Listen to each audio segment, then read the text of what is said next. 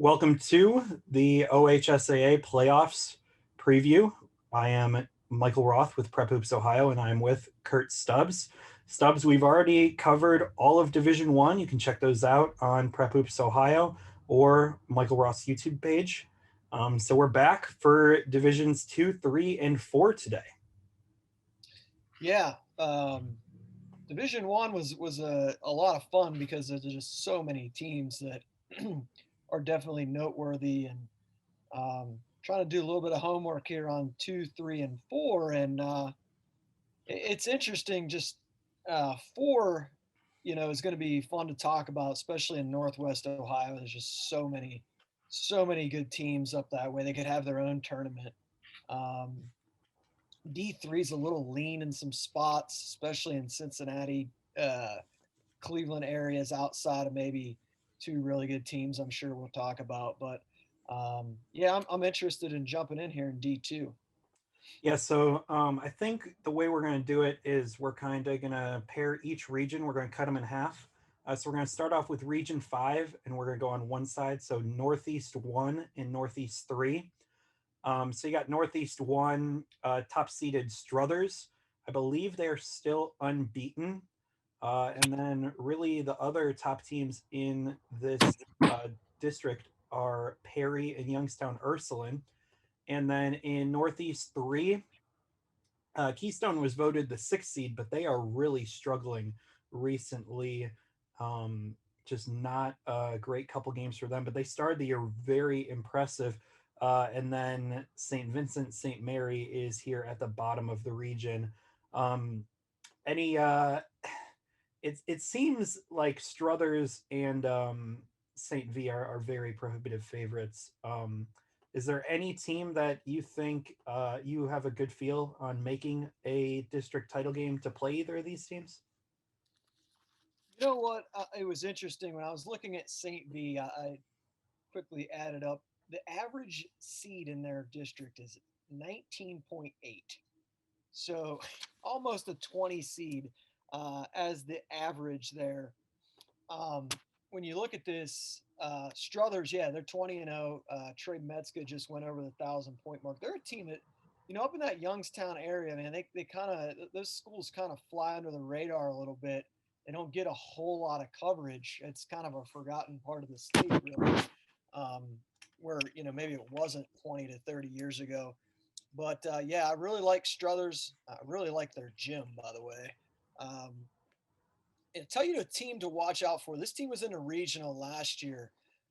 Coming out of Northeast 2 is Youngstown Cheney. Got a late start. I think they're about 8-5 ish.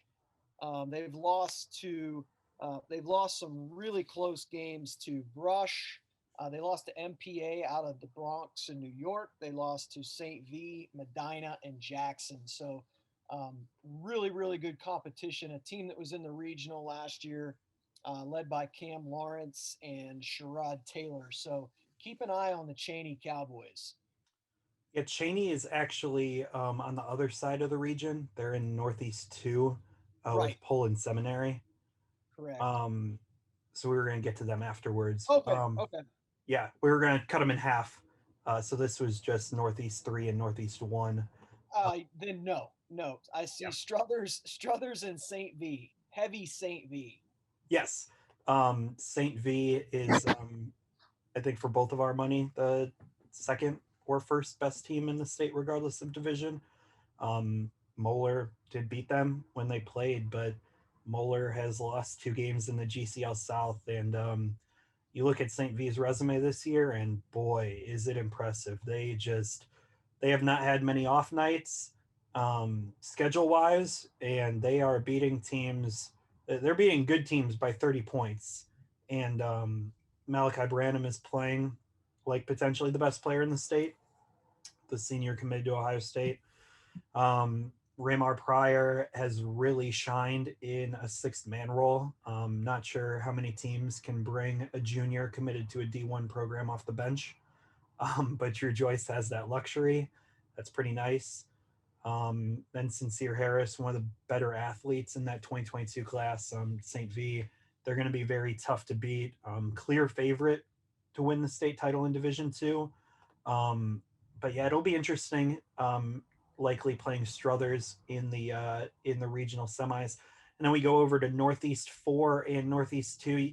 You jumped the gun a little bit with the Cheney love. I do agree with you. Trod Taylor had, I believe, 37 points against Brush in a tight game. He can score the basketball. They're matched up with Poland Seminary, a team that I will be honest, I'm not very familiar with.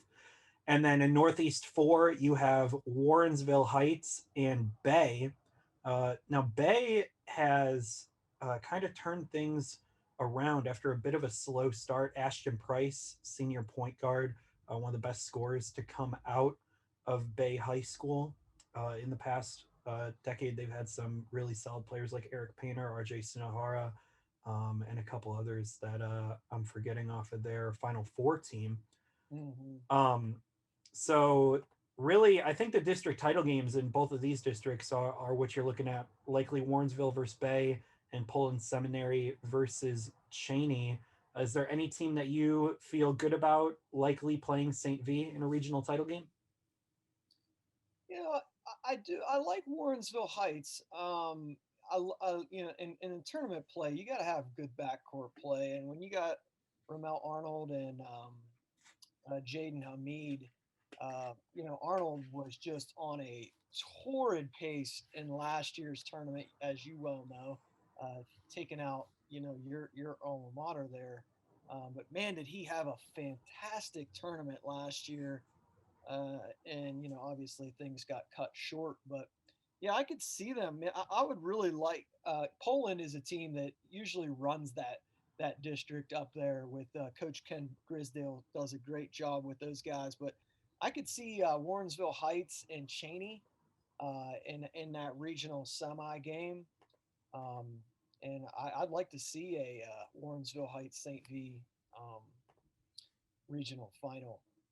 I believe they've played this year Mm-hmm. already, Warrensville Heights and St. V.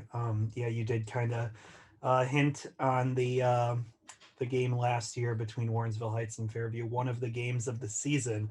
Oh, 100 fantastic. to 96. Luke House 38 points. Ramel Arnold 34, I believe.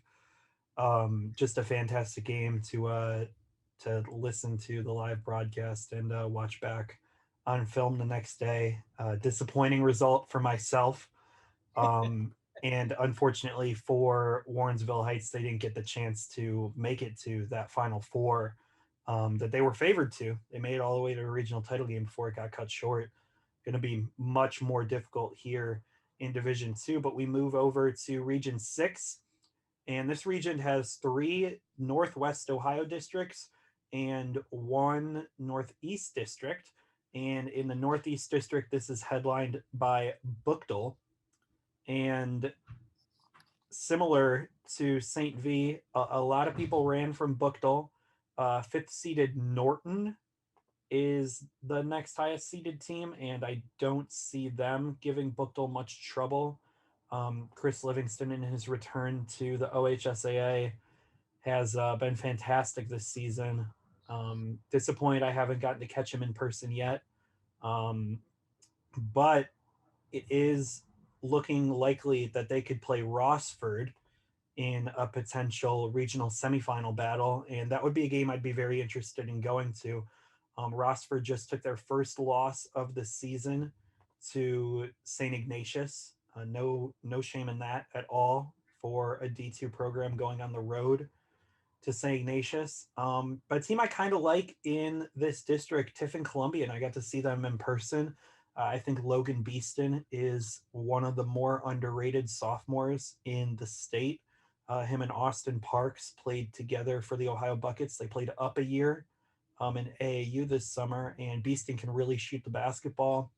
Tiffin Columbian's got another kid. I think his name's Logan Graves. He's a good athlete on the football field as well.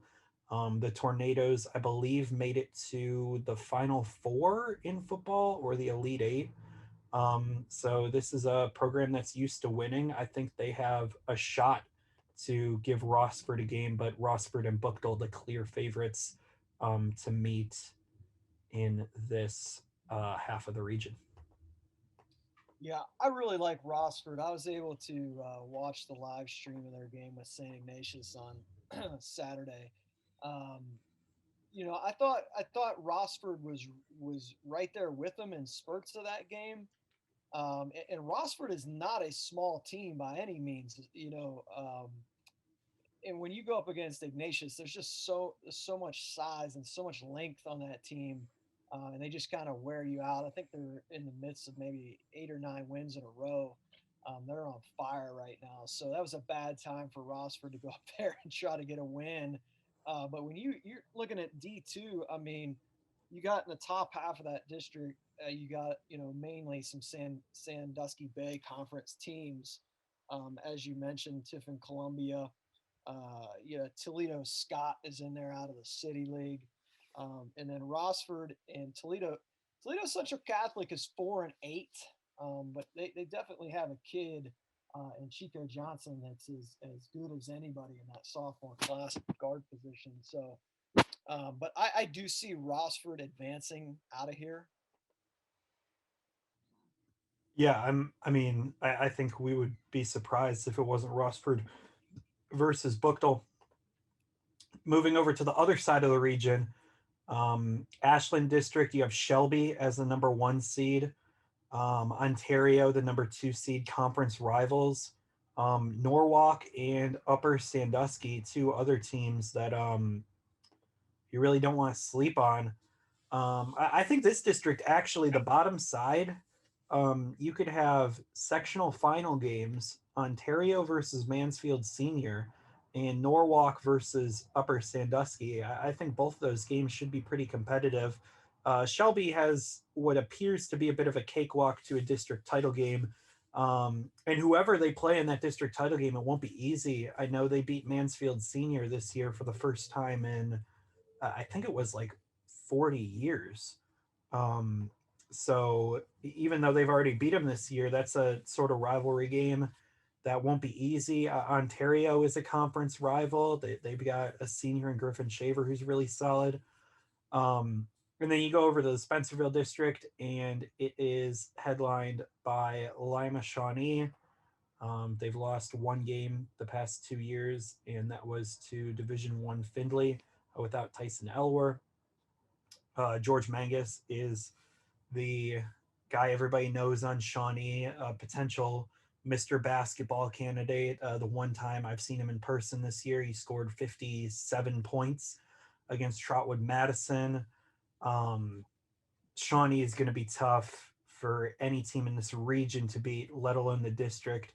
But St. Mary's Memorial, they played them. They played Shawnee without Elwer, and that makes a big difference when you have a guy like Austin Parks, another one of the most talented 2023s in the state.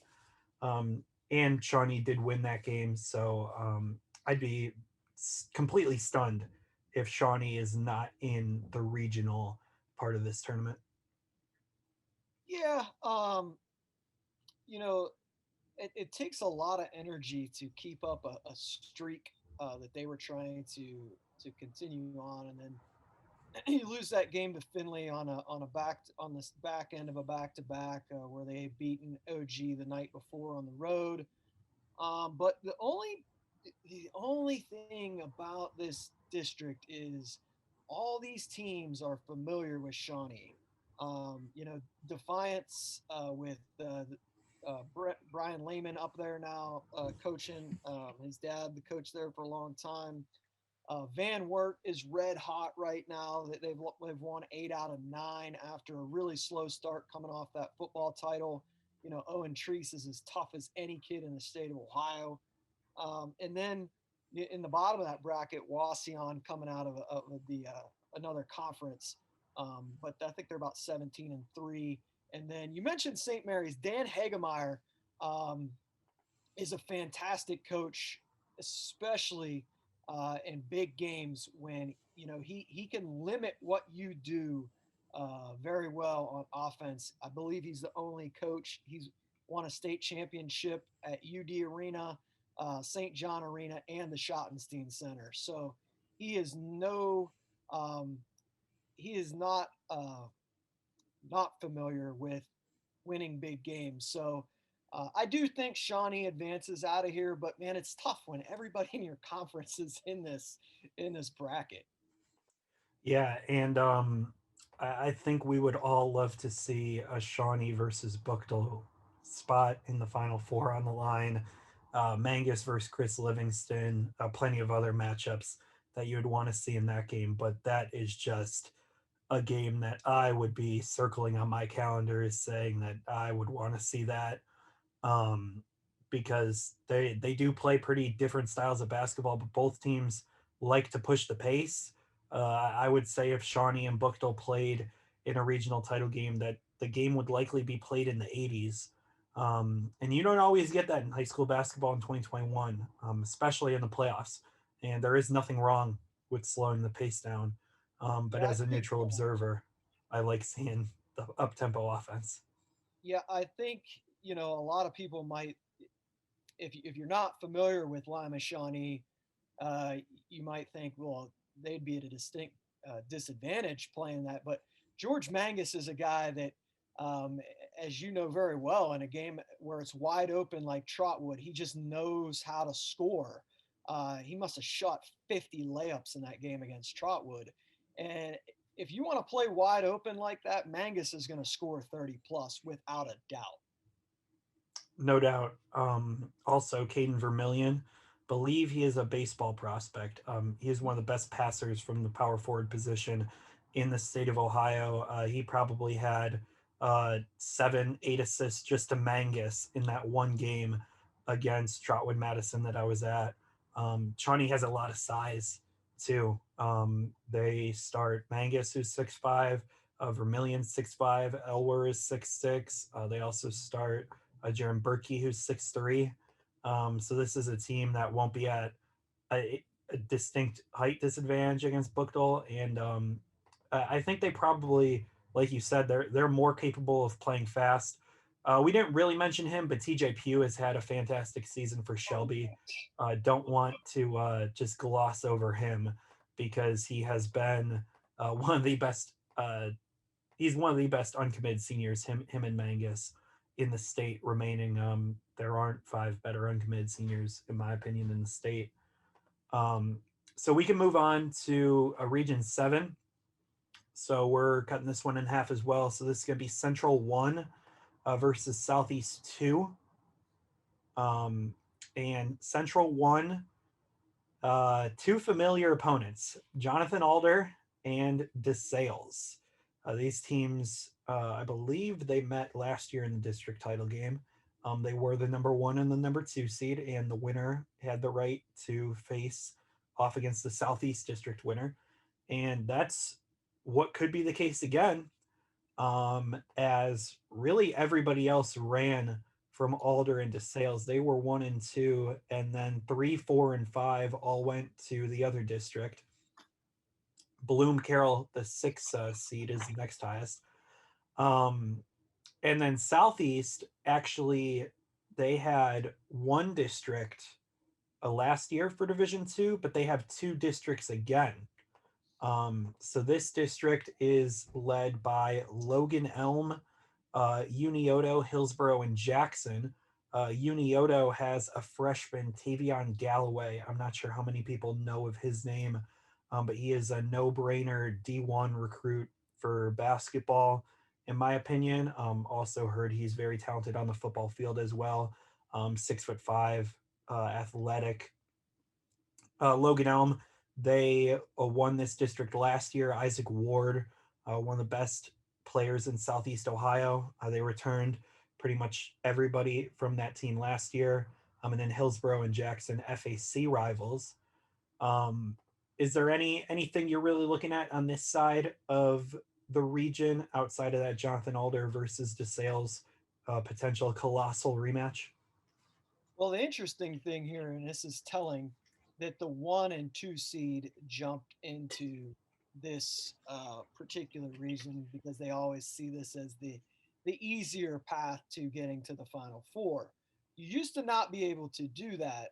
Jump, 2 used to not be able to jump in with 1, but a few years back they kind of nixed that. So I think that's telling, but The sleeper team to me right now is Bloom Carroll. They've won 8 out of 9, or I think 8 in a row, and 11 out of 12, including in those victories was one over DeSales. Evan Dozier, who is also a football guy, is having a very good year for Bloom Carroll, and I think they're a team to keep an eye on. I know Jonathan Alder has had a really good year. DeSales is just something there's something missing from this team compared to the team that they had last year. I know that you still Toby have, Ryder. That's yeah, what's missing you still have the best player in the district in Des Watson, in the region. and yeah, and so to me, that probably gives you an advantage. And losing recently to Bloom Carroll, if they were happen to play them again, I'd probably give them a little bit of an advantage. And then, Logan Elm, you mentioned Ward, but they've got 4 guys that are seniors that have been starting for 3 years. So this has all been in the works, and it's a when you look at them when they're in warmups, you're like, okay, there's nobody over 6 foot tall out there, but they can really play. They're strong. Um, Hillsboro is a team that could be a sleeper. They have a really good record, but I'd still put my money on this Logan Elm team. Doug Stuyvesant is as good a coach as you're going to find, and he's been to the state tournament before. So I think the only mystery is in that Central District. I think Jonathan Alder, Bloom Carroll, or DeSales can come out of there. This is very unrelated, but do you know a team that has had a better record in close games the past like 3 years than Jonathan Alder? I No, know yeah, they're unbelievable in I know close. they lost to DeSales in a very tight game in the district final, but I swear that team wins like 85% of the time when it's within 5 points or less. I don't know how they do it, but it seems like they just over and over close games. They play their best. We can move on to the other side of this region, and that is Southeast 1 versus the East region. We'll start in the Southeast 1. Warren got the number 1 seed. Their side of the district seems pretty easy, but at the bottom you have Waverly and Sheridan. Sheridan had a huge win over Meadowbrook, beat them by over 20 points. Waverly has had a really solid season. I believe 2 of their 3 losses came within a 24-hour span. Trey Robertson, one of the best juniors in Southeast Ohio, scoring 25 points a game. They proved they can play with the big guys because they went to Bishop Reedy and beat Reedy on their own floor. So I do think that whoever Warren plays, whether that's Waverly or Sheridan, I would give either of those teams a really good shot to beat the Warriors. No slate on Warren. Seth Dennis was out for his junior year. He's back for his senior year, and he's really the guy that stirs the drink for Warren. He makes everybody else go. And then we look over in the East District. You got New Philadelphia up top. And wait, actually, this district has so many teams.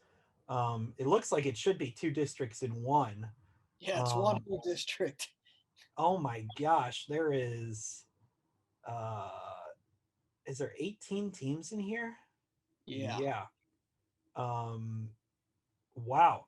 So Meadowbrook, um St. Clairsville, and New Philadelphia are the top teams on the top side. And then on the bottom side, it looks like it's Tri-Valley, West Holmes, and Steubenville. Also Cambridge in there too. Stubbs, you're going to know more about these teams than I will. But I do have a little bit to add. Yeah. Okay, I'm not completely lost like some people would be talking about the East District. Okay, I know about Meadowbrook, Cambridge, Dominic Cork. He's a solid senior. Philo's playing a little better with AJ Clayton, but they seem to just lose games tight. They've been a lot more competitive this year. Tri-Valley, I saw them, Luke Lyle, and I believe they got a freshman, big guy who I was pretty impressed with. I saw them against Hilliard Bradley, so not the best evaluation for Tri Valley. But yeah, go crazy on the East District. Yeah, it's. I was talking to my buddy earlier today, who's the coach at St. Clairsville, and he said that he could see any scenario where the 1 through 7 seed could get out of here. Um, Meadowbrook and Steubenville, who are the 1-2 seed, have had some bizarre losses lately. They're not playing extremely well. I think the team that's a mystery to most people in this bracket is West Holmes, just because they don't really play any common opponents to anybody else in this district. But when you look at West Holmes, they're in a conference with Worcester and Ashland, and they played those teams close. So that gives me an idea that, and they got to win over Triway. That gives me an idea that they might be a little underseeded even at 3. But the team to me, I saw this team play St. Clairsville, is New Philadelphia, and they're young. A lot of sophomores competing for them, and they've got some size and some length. They did lose their point guard, who started as a freshman last year for them, Xander Sabian. He transferred to Tuskegee Central Catholic because his dad's the head coach there now, but they still have a lot of young talent at New Philly. I think they're probably, if I was going to put my money on somebody, they would be it. St. Clairsville's playing really well right now. They just beat East Liverpool in the Buckeye 8 championship. Liverpool had been playing pretty well. So I think this is pretty wide open. And like my buddy was saying, even Cambridge has been playing pretty well lately. So a lot of teams in the East District can mix it up. The Southeast District, as you mentioned, man, Seth Dennis, what a story. Broken back last year in a car wreck on a way home from a scrimmage. And then you throw in guys like Kurt Taylor that had some success on the football field this year, and Warren's been playing really well lately. But I think the X factor, you mentioned Waverly and Trey Robertson, but I think Sheridan is a really good team. They still have a couple of pieces like Landon Russell from that 2019 Final Four team. So keep an eye on Sheridan in that district. But Warren was in the district final last year, even without Seth Dennis. So, and Maddox is a great coach. Great coach. The one thing I will say about this region is the amount of familiar faces from the 740 zone is really startling. Even Bloom Carroll, Sheridan, Warren, Yeah. Waverly, all of these schools, at least 2 or 3 of their rotation players, I was like, I remember him from the football field. And that's how it is in these small towns. I feel like it's most common in Southeast and Northwest Ohio, where you got the same kids competing in football, basketball, and maybe baseball or track. So it is nice to see some of these names that I'm familiar with on the football field who are also out there shooting hoops as well. But we can move into Region 8. We'll start off Southwest 3 and Southwest 2. In Southwest 3, you got Kettering Altar up top, Shamanan Julian also up top, and then at the bottom, Woodward and Wyoming. Potential Paul Mcmillan versus Isaiah Walker district semifinal game. Woodward was also seeded 3 in the Cincinnati D2 rankings, and I have a bit of a problem with that. Seems like they got punished for losing to Centerville, which doesn't make any sense to me. I think Woodward should have been the number 1 seed in D2 in Southwest Ohio. And then you move over to Southwest 2. Up top, you have Hamilton Ross, who's had a really good season. Their marquee victory is against Lakota East. They also ran through their conference. Max Stepaniak, one of the more underrated names down in Southwest Ohio. And then at the bottom, Tippecanoe versus Dunbar in a district semifinal game, that is not a Division II district semifinal type game, in my opinion, at all. Yeah, Tippecanoe, obviously, I think most people expected a big season out of them with the, the players that they had returning. They've got several, at least two or three guys that are going to be capable of playing at the college level. Um, Dunbar is seems like their pieces are starting to figure it out together. They beat Trotwood the other night. Um, yeah, that's a high level game for a district semifinal, and there's going to be a very good team out of the tournament, and that's been the history of the Southwest District in Division II so many times. Whether it was Thurgood, Dunbar, Alter, or Franklin in the Kennard days, we're getting knocked out. I mean, and all those teams were all capable of being Final Four teams. Yeah, it's going to be interesting. Likely, you'll see Hamilton Ross against the whoever comes out of that Tippecanoe Dunbar side of the district, and I believe between Ross, Dunbar, and Tippecanoe, that's 4 losses between 3 teams this year. Whew. No, Mm-hmm. no, thank you. So yeah, and then in the other one, Paul Mcmillan, just want to shout him out. Been one of the best juniors in the state. Won Woodward their first CMAC title in about 20 years this year. So they're a team that I think has the ability to. They have the talent to make it to a Final Four, but even if they get out of their district, it's not going to be easy against whoever gets out of Southwest 2. We can move over to Southwest 1 and Central 2. Southwest 1, you have Archbishop Mcnicholas, who got the 1 seed over Hamilton Ross and Woodward. Mcnicholas has had a good year, but I would not have voted them above Woodward or Ross for that matter. And then on the bottom side, you have Trotwood Madison, who, based on games played after the draw, they lost to Dunbar, who's the 3 seed. They also have like 4 losses compared to Dunbar's 1. Seems like both of these teams got real lucky based on the way the brackets lined up. Yeah, Trotwood is interesting. They they're not going to change their style of play. They're going to play extremely fast, and they're almost at times they let you score, so they can get the ball. And what their theory is, we're eventually going to wear you out, and you're not going to be able to trade bucket for bucket with us the entire game.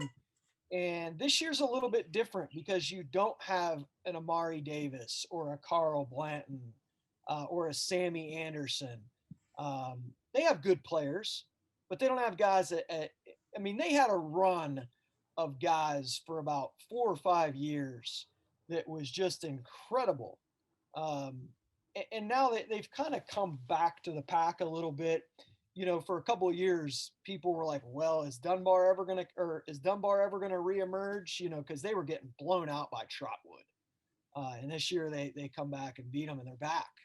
But I don't know. This is McNick um, is the 1 seed. Fenwick is another team in this district that could, they're familiar with McNick. But yeah, I think Trotwood and McNick got a pretty good deal here. Yeah, no doubt, especially when you look at the team they'll be facing in the regional semis. Central 2, you've got Heath, Buckeye Valley, Beechcroft, and Linden McKinley.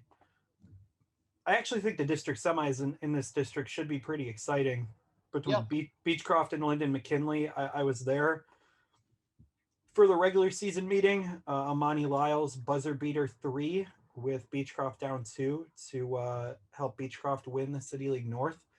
And then Heath versus Buckeye Valley. That's a game with a lot of juniors. who are potential college prospects. Heath, you've got Brandon McLaughlin, Keelan Williams are the guys people know, but Reese Huber has had a really solid season for Heath. And then for Buckeye Valley, Dylan Thompson and their big guy is Troy Stoughton. Yes, he was escaping my brain for a little bit, but that should be a solid district semis, but it is really nothing compared to Southwest 2, in my opinion. No, you know, you mentioned you hit the nail on the head. You know, Buckeye Valley and Heath, definitely junior dominated teams. But to me, interesting is you got Beechcroft and Linden down there at the bottom, but uh, sandwiched in between, you have a CCL school in Bishop Watterson with a state championship coach that could, you know, kind of want to try to play spoiler down there. But I think if Beechcroft could get out of here, you know, with Lyles and Simmons both averaging over 20 a game, um, they have a winning pedigree there at Beechcroft. They're tough. Uh, you know, I think they could legitimately. Um, I think they could legitimately beat the Southwest one winner. I think they have a shot. Beechcroft has a shot if they can get out of here of getting to the regional final. I mean, Lyles is comparable with pretty much anyone in the region. There are some other great players like Isaiah Walker, Ben Nossman, and I Paul mean, when you look Mcmillan. at if it's Trotwood, Lyles will be the best player on the floor. No doubt, or McNick. Yep. Um, so that will wrap it up for Division 2.